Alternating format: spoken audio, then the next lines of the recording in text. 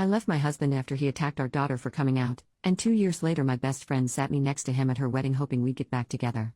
I, 37F, left my husband, Darren, 37M, 2 years ago, when our eldest daughter, now 19, came out and he physically attacked her for it. We have 4 children and I have sole custody over the 3 who are young enough to be covered by custody agreements, which Darren has tried to fight me over for the past 2 years, but when you have a criminal record for beating up one child, the courts are unlikely to give you custody of the others. Darren and I were in the same friendship group since primary school, but my friends told me they had all cut contact with him.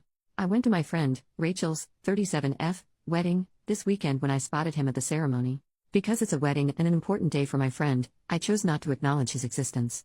It was a big wedding anyway, so I thought I could just avoid him and have a conversation with Rachel about his presence at a later date because she deserved to enjoy her big day. However, when I was looking at the seating plan for the reception, I saw both of our names, one after the other. Rachel had put our group, including Darren, on the same table.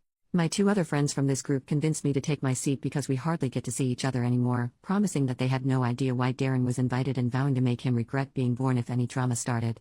Darren sat next to me, greeted me with a "Hey babe," as if we were still together, and I could not cope with being in his presence. All I could think about was desperately trying to restrain him while my second eldest called the police. I downed my glass of Prosecco and walked to my hotel. Yesterday, I got a message from Rachel saying that her mom asked her to invite Darren and Rachel said yes because her parents were paying for most of the wedding. Rachel's mom is Darren's godmother. I asked her about the seating plan and, again, she said that was her mom's doing because she was adamant that there was a potential for us to get back together. She apologized for not telling me, saying that she thought I wouldn't go if I knew, which is true, I wouldn't have come. I have not replied to that message and I don't plan to. As much as I don't want to give up on an over 3-decade-long friendship, I can't get past this. Relevant comments. Commenter. Also screw any friends who convinced her to stay and actually sit at the table. Why the hell didn't any of them at least offer to swap seats so she didn't have to sit next to the piece of crap that she should probably have a restraining order against? OP, thank you. My eldest has a restraining order, but because his actions were towards her and not myself, I don't really have the evidence to be granted one in the UK. Commenter number 2, I assume, since Rachel is from the friend group, that she knows what he did. I also assume, because you've been friends for 30 years, that she knows your children. If these 2 facts are true, then she needed to protect you. This was unforgivable in my opinion. OP, yeah, my children call her their auntie and she and her husband helped me pack up our lives after what he did. I still can't wrap my head around why she didn't even warn me. OP on her reaction, I was very mindful of the fact that my ex is still trying to drag me through the courts for access to my 3 younger children, and if I reacted how I wanted to, it could be brought up further down the road, otherwise, I wouldn't have been so quiet. Commenter number 3, you're a badass, and I hope to be the type of mom you are. You did the right thing. You respected your friend's wedding. Your friend and her mother disrespected you and your kid. Also, the suggestion you would rekindle something with the asshole who assaulted your kid for coming out makes me seriously concerned about being around these people at all. If your friend was your friend, she would have said no, that isn't gonna happen, he's a piece of crap. End of story. Sorry you had such a crap experience. Sorry your kid's coming out was traumatic, instead of the celebration it should have been. But, you're amazing and I hope you are surrounded by people who see and support how great you are. OP, thank you so much. I can't believe I wasted so much time on this man. I'm just so grateful that my children weren't there.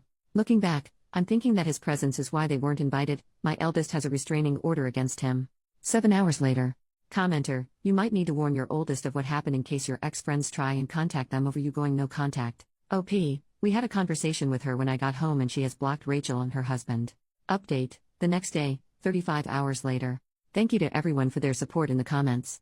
Before I get into the update, I noticed a couple of comments pointing out my mistake with sole custody, and I'm just grateful that I have a solicitor for custody stuff because if I make a mistake doesn't come up with a wiggly red line under it, I will not pick up on it.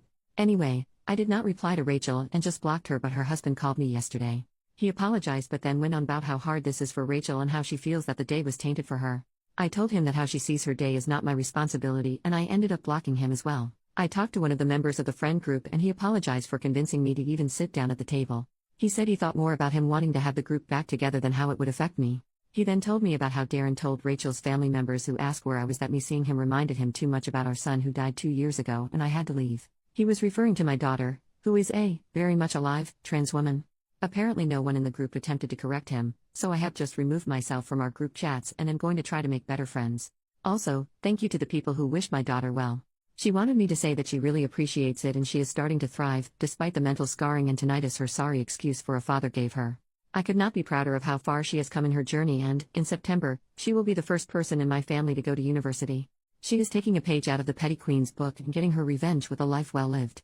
Relevant comments. Commenter, what do your other kids think why they can't see their dad? OP, my second eldest saw what he did and the younger two saw the state he left their sister in.